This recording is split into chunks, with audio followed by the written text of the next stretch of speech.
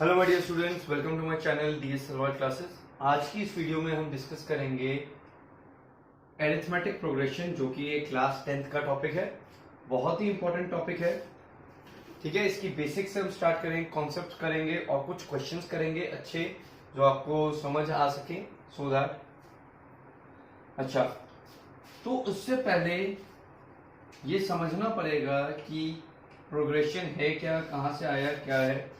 और ये चैप्टर जो है बहुत इंपॉर्टेंट है। 11th में आपके पास एक चैप्टर है सीक्वेंस एंड सीरीज, उसमें हम ये टॉपिक भी आता है, अरिथमेटिक प्रोग्रेशन भी, और बाकी टाइप के प्रोग्रेशन भी पढ़ते हैं हम। तो प्रोग्रेशन क्या होता है? प्रोग्रेशन होता है एक special definite arrangement of numbers if a well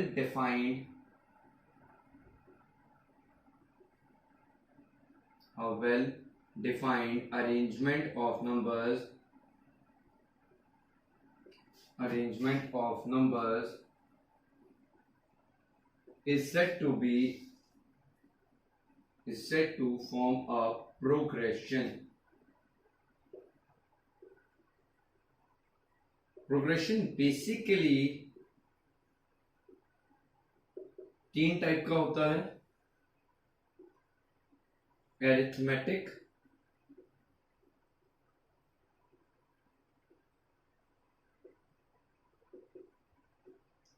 दूसरा होता है ज्योमेट्रिक,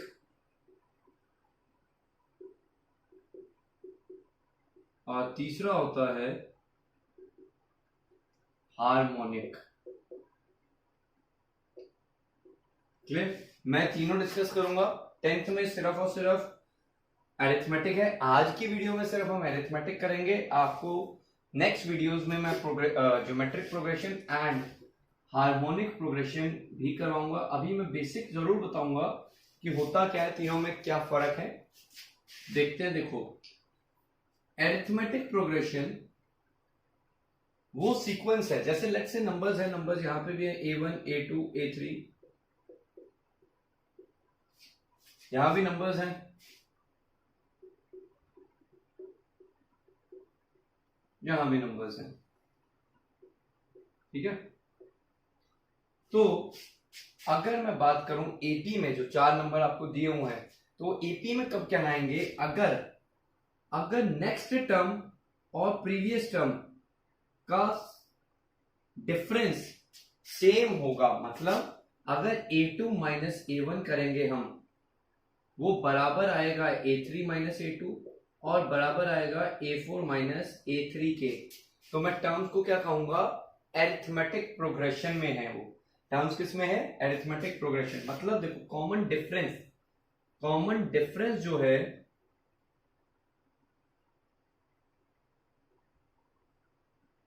उसको हम रिप्रेजेंट करते हैं D से। अब कितने डी आ सकते हैं? पहला डी अगर आया D1, कॉमन डिफरेंस 1, यानी A2 और A1 का सब्ट्रैक्शन कर सकते हैं, इसको D1 कहूंगा। D2 कह लूंगा A3 और A2 का सब्ट्रैक्शन किया, और सिमिलरली D3 किया A4 और A3 का। ये तीनों इक्वल होने चाहिए अगर मेरे टर्म्स AP में होने हैं, या फिर मैं चाहता हूं कि अगर टर्म्स AP में शो करने हैं तो मेरे को इनके कॉमन डिफरेंस को सेम करना होगा, सेम करके दिखाना होगा कि सेम है। बात समझ आ रही है मेरी? नहीं आ रही? ज्योमेट्रिक की बात करें, ज्योमेट्रिक प्रोग्रेशन एक ऐसी प्रोग्रेशन होती है, इसमें डिफरेंस नहीं, हम रेशियो चेक करते हैं। रेशियो यानी कॉमन रेशियो चेक करते हैं हम। कॉमन रेशियो को R से करते हैं। रेशियो किसका? Next term over previous term, next term over previous term, ये R1 आ गया लेट्स से। तो कॉमन रेशियो जो है, जैसे next term over previous term बराबर आना चाहिए अगली वाली नेक्स्ट टर्म, उसके डिवाइड बाय प्रीवियस टर्म, उसकी अगली next term divide by previous term. सबका रेशियो क्या होना चाहिए? सेम होना चाहिए, जिसको हम क्या कह देते हैं? R से डोनेट करते हैं। R is common ratio. यहाँ पे कॉमन डिफरेंस वर्ड यूज होता है अरिथमेटिक प्रोग्रेशन में। ज्योमेट्रिक प्रोग्रेशन में कॉमन रेशियो वर्ड यूज होता है, ठीक है। हार्मोनिक प्रोग्रेशन की अगर हम बात करें तो अगर मेरे terms if the given terms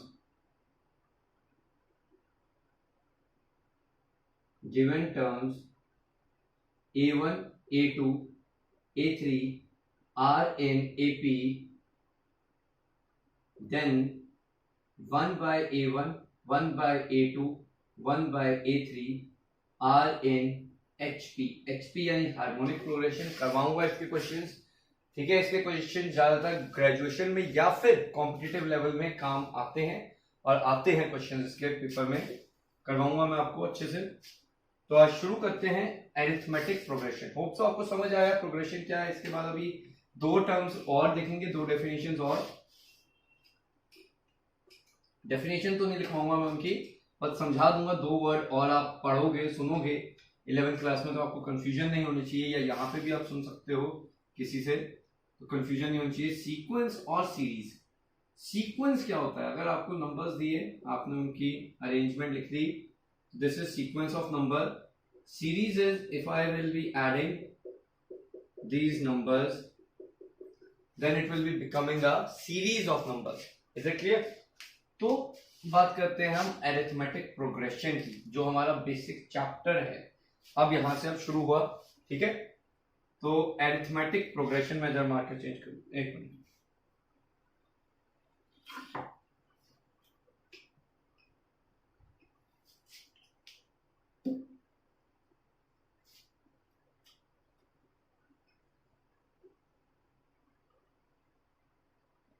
arithmetic progression, जिसको हम डोनेट करते हैं, शॉर्ट फॉर्म एपी, ठीक है। अब ये क्या है मैंने अभी बताया, लिख देता हूं definition. The given terms are said to be in AP, the given terms are said to be in AP if their common difference is same throughout.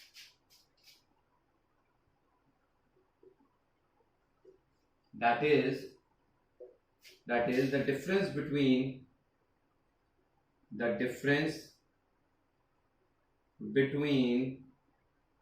next term and previous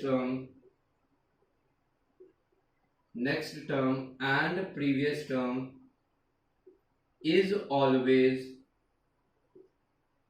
same, ठीक है। The given terms are said to be in AP if their common difference is same throughout, that is the difference between their next term and previous term is always same। मतलब अगर मेरे पास terms दिए गए हैं A1, A2, A3, A4, तो if I want to prove that these numbers are in AP, if we have to show that these terms are in AP, then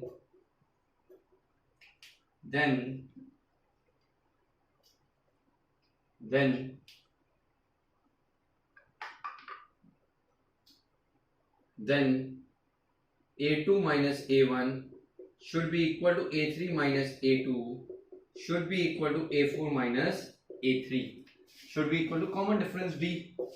यानी हम ये कह सकते हैं कि AP के केस में जो चार नंबर्स हैं या गिवन नंबर्स हैं, ठीक है। अब AP दो टाइप में किया जा सकता है, जैसे बता देते हैं, यहां तक देख लो। If we have to show that these numbers are in AP, then common difference same होना चाहिए, मतलब हर बारी मैं नेक्स्ट टर्म को प्रीवियस टर्म से माइनस करूंगा तो वो सेम आना चाहिए। अच्छा, एग्जांपल देख लेते हैं। अगर नंबर दिए हैं 1 2 3 4 5 लेट्स से, तो मैं अगर यहां पे D1 कह लूं, पहला कॉमन डिफरेंस, A2 को A1 से, यानी सेकेंड टर्म को फर्स्ट टर्म से माइनस करूंगा तो कितना आएगा? 2 - 1 कितना होता है? 1। D2 करूंगा कितना आएगा? 3 minus 2, third term minus second term 1 आ गया। सिमिलरली D3 करूंगा, कितना आएगा 4 माइनस 3 यानी 1 आ जाएगा। D4 करूंगा 5 माइनस 4 यानी 7 आ गया। तो यहाँ पे कॉमन डिफरेंस सेम है through out, therefore it is AP। Number जो है सेम है, हर बारी कॉमन डिफरेंस सेम आ रहा है, तो ये दिए हुए नंबर्स क्या हैं, AP में हैं। Is it clear? ठीक है, बता दे, नोट कर लीजिए अच्छे से।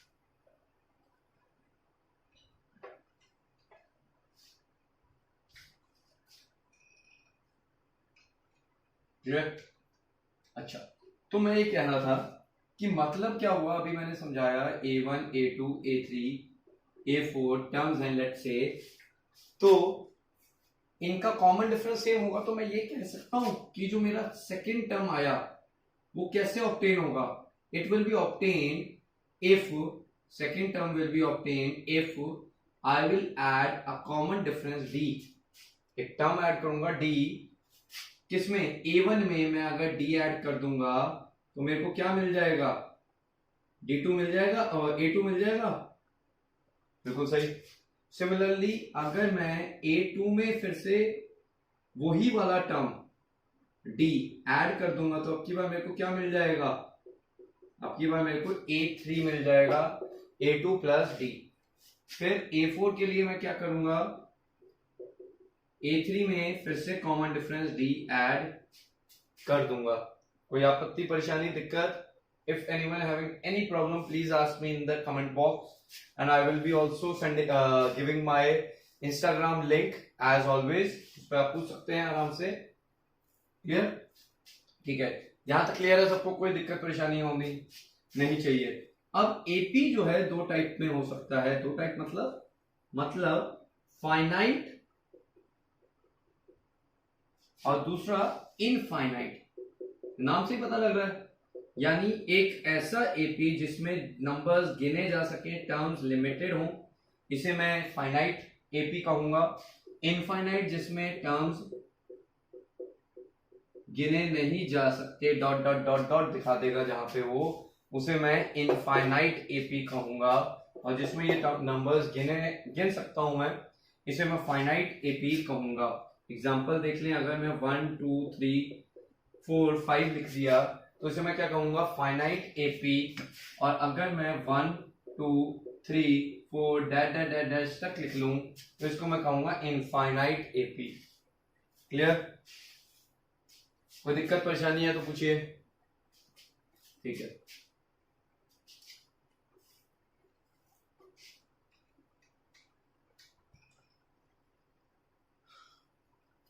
क्लियर?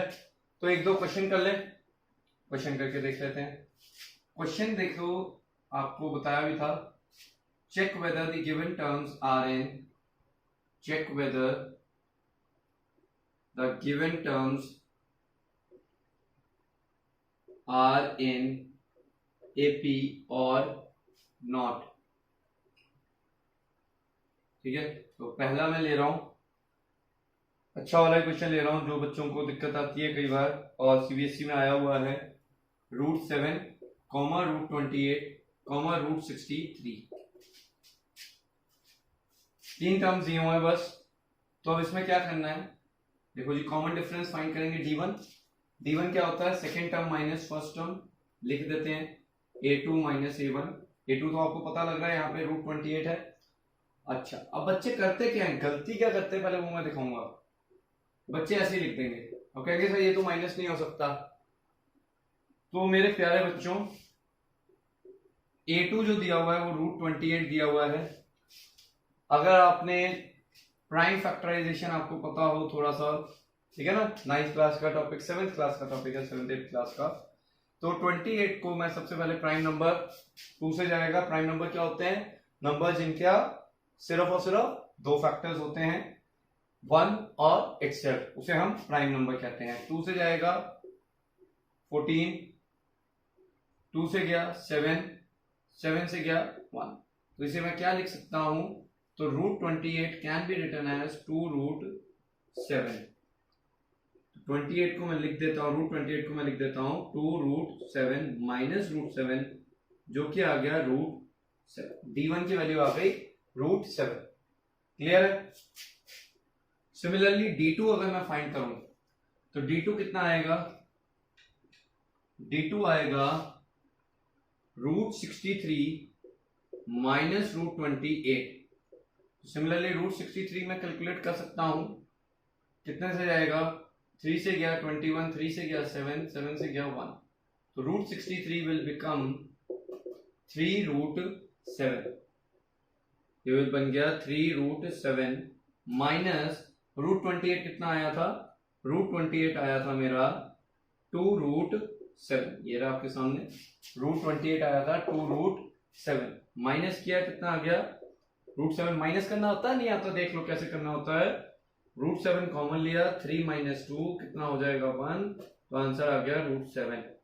D2 की value √7। As D1 is equal to D2, therefore terms are in AP। Terms किसमें है? AP में है। आई समझ नहीं आई? नोट कर लो, बहुत अच्छा क्वेश्चन था, सिंपल सा क्वेश्चन था। क्लियर? नोट कर लीजिए अच्छे से इसको। ठीक है, तो अब एक मैं आपको देता हूं, अपने आप करिएगा। क्लियर? अपने आप करिएगा। √18 comma √50 comma √98 dash dash dash dash. Clear? तो सर ये आपके पास इनफाइनाइट हो गया, कोई चक्कर नहीं, क्या फर्क पड़ता है, हमें टर्म्स तो दिए नहीं, हम तो ये दो ही फाइंड करेंगे, D1 और D2। करिए अपने आप, पॉज कर लीजिए और अपने आप ट्राई करिए। D1 आएगा मेरे पास √50 माइनस √18, तो √50 की वैल्यू चाहिए होगी मेरे को, जो कि कितनी आ जाएगी?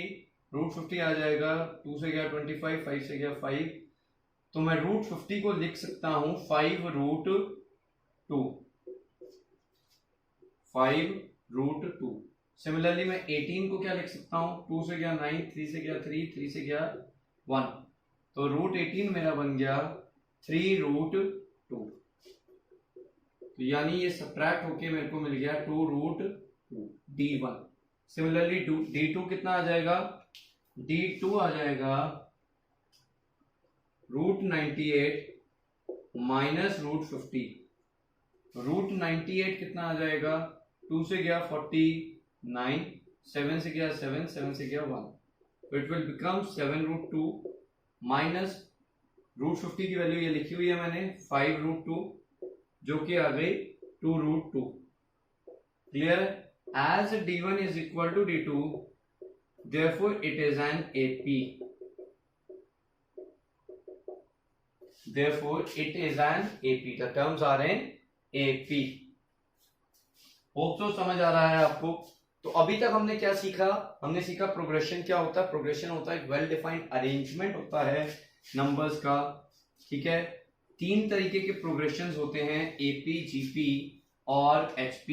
AP यानी अरिथमेटिक प्रोग्रेशन, GP यानी ज्योमेट्रिक और HP यानी हार्मोनिक। 10th के स्टूडेंट्स को मैं फिर से रिपीट कर दूं, आपके सिलेबस में सिर्फ और सिर्फ AP है। GP अगर आप कोई अभी से ही IIT की प्रिपरेशन कर रहे हो, कई बच्चे करते हैं फाउंडेशन वगैरह, तो मैं जरूर डालूंगा, क्योंकि 11th में है ये टॉपिक। ठीक है, 11th में है टॉपिक, मेरे चैनल पे आप देख लीजिएगा, मैं नेक्स्ट वीडियो में डालूंगा GP की भी। बट आपके सिलेबस में सिर्फ और सिर्फ AP है। ठीक है, आई रिपीट, कोई कंफ्यूज ना हो सर ये तो GP तो कभी नाम ही नहीं सुना। हाँ जी, हो सकता है ना सुना हो, अगले साल सुनोगे, होते हैं 3 प्रोग्रेशंस। क्लियर?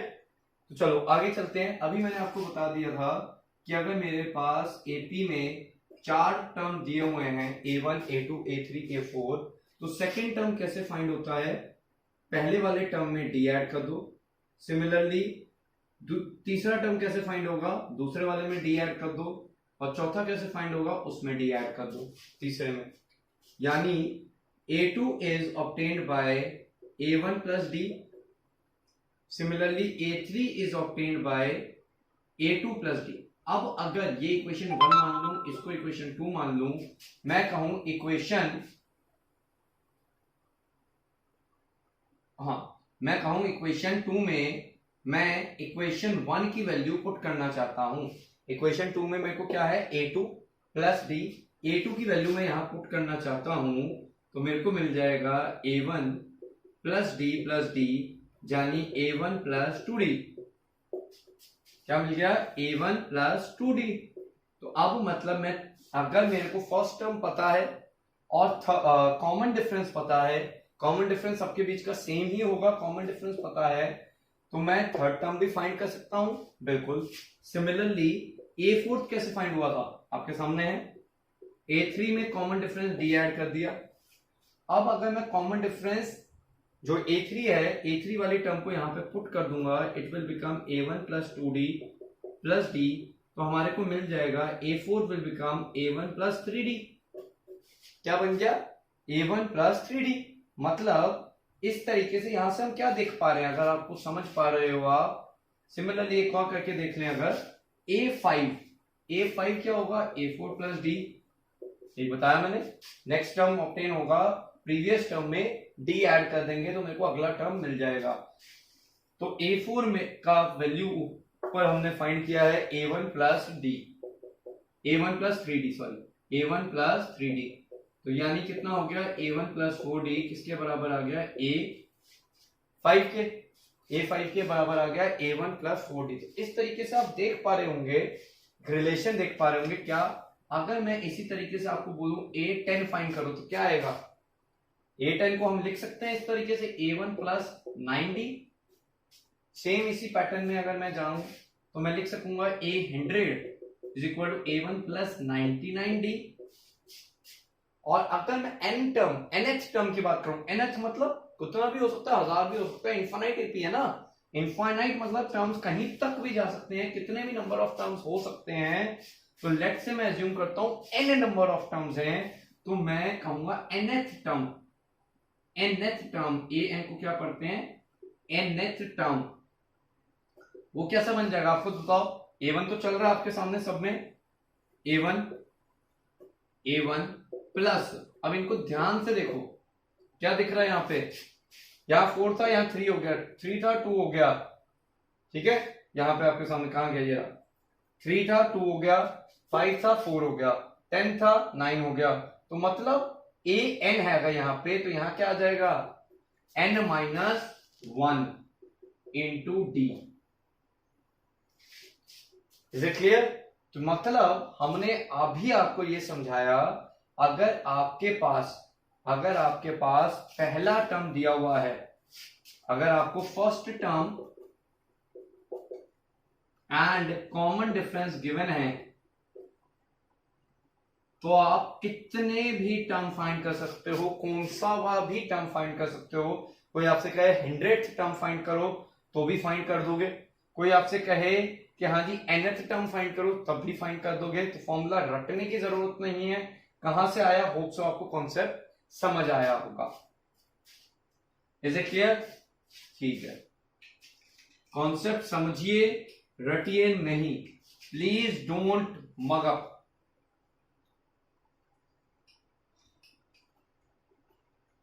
तो हमने यहां से भी ये सीखा, अगर मेरे को फर्स्ट टर्म दिया है और लास्ट टर्म दिया हुआ है और कॉमन डिफरेंस दिया हुआ है, तो मैं कितना भी कौन सा भी टर्म फाइंड कर सकता हूं।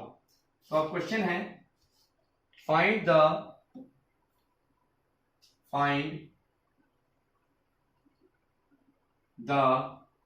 100th term of AP if the first term is equal to 5 and common difference is 3। Clear? चलो, तो अभी मैंने आपको बताया था कि फर्स्ट टर्म यानी a1 कितना दिया हुआ है? 5। अब बुक्स में a भी लिखा है तो a भी डोनेट कर देते हैं इसे, ठीक है, कोई फर्क नहीं पड़ेगा, a1 लिखूं या a लिख दूं, फर्स्ट टर्म को एक ही बात है। कॉमन डिफरेंस मेरे को दिया हुआ है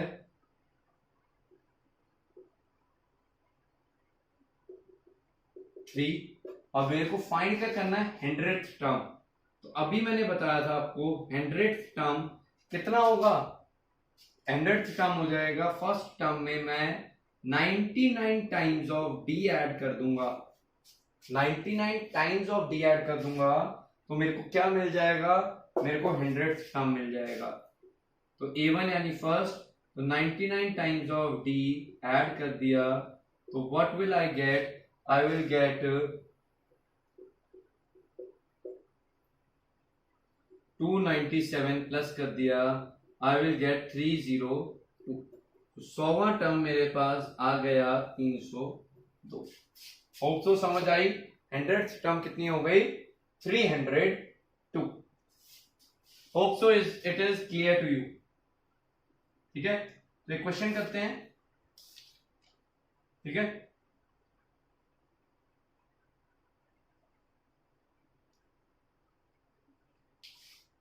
बोर्ड में आया हुआ क्वेश्चन है।